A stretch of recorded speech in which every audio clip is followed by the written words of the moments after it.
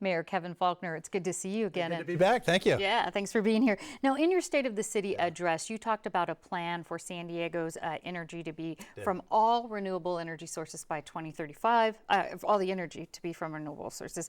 One way to do that is through community choice aggregation, meaning the city would buy energy for its citizens, for its residents, instead of them saying going through SDG&E. Is that an option you would support?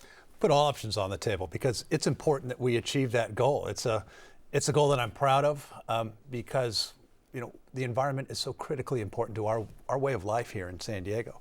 And when I look ahead as part of the climate action plan that I unveiled, it's important, and I know we can achieve those goals. I know they'll be, won't be easy, but at the same time, when we look at the world-class leadership we're doing already on solar energy, just as one example here in San Diego, we can build upon that. We can be one of the nation's leaders in renewable energy sources. That's good for us, for our quality of life, and it's something I'm committed to. So there's no particular reason why you would say, no, that's options off the table? No, we have to bring everybody together to look at everything that helps us to achieve those goals. It's going to be good for our air quality. It's going to be good for our water quality, obviously.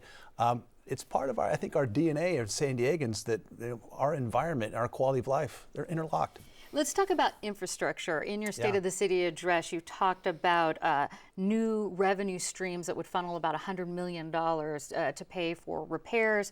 But City Council member Mark Kersey's latest report said the city needs about $2 billion to make all the repairs. And he's proposed a ballot initiative for voters to approve a financing plan. Would you support a ballot initiative that involves a financing plan? I talked a lot of things in the State of the City about infrastructure, and rightfully so. And I said that my number 1, 2, and 3 priority is street repair. And my goal is to pave 1,000 miles of streets in the next 5 years. And I think San Diegans, drive all the streets, they know exactly what I'm talking about.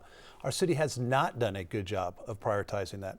I also talked about the city, we need to repair the city's repair program. It takes too long. It's not efficient. And the fact that we have literally tens of millions of dollars sitting in a variety of projects that are years away from breaking ground. I'm going to change that. We need to reprioritize that because our neighborhoods need help now.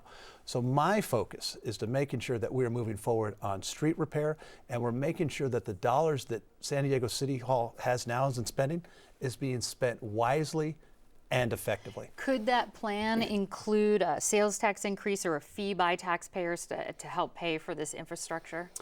We have to do a job with the money that we're spending now, and the city's not doing a very good job of doing that. And so it's not about having San Diegans send more money to City Hall if it's not working. My job is to help make sure that it does work, that we get those accountability measures, that we get performance measures. And I also talked about something I believe strongly, and we're going to hold our contractors to a higher standard, and to make sure that we're getting value for, San Diegans, those are their hard-earned tax dollars. They expect them to be spent wisely, and they expect us to get results in the neighborhood, and street repair is going to be my number 1 priority. We have to touch on plastic bags because, grocery bags, I should say, because apparently opponents to the state's plastic bag ban have gathered enough signatures to put it on the 2016 ballot and actually stop it from going into effect this summer. With that in mind, would you and the City Council, will you be moving forward on a citywide ban? I think we'll see in really the next several weeks if there's enough signatures, and that's part of the issue with the state.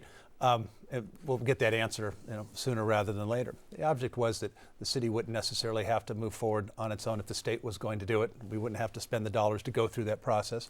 But if in fact we see those signatures, then the city will move forward on the environmental review, and that'll be part of the process. Now we'll have to end on this. During your campaign for mayor, you said no taxpayer dollars and no city land being sold to pay for a new Charger stadium.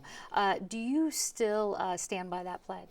The Chargers are important for San Diego. And what I pledged is that we're going to have a financing plan that makes sense for taxpayers.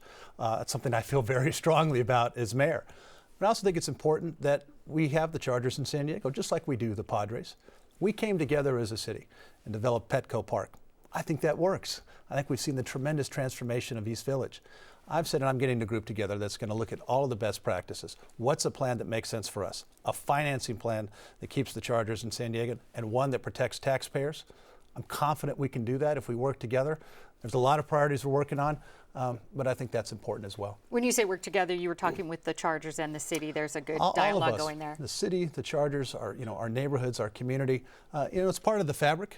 And we've got a lot of things we're working on: infrastructure, police officer recruitment and retention. But I do think this is an important year for us to come together as a community to making sure that we're keeping the Chargers exactly where they belong, right here in San Diego. Well, Mayor Kevin Faulconer, thank you so much for the update, and good to see you. Thank you.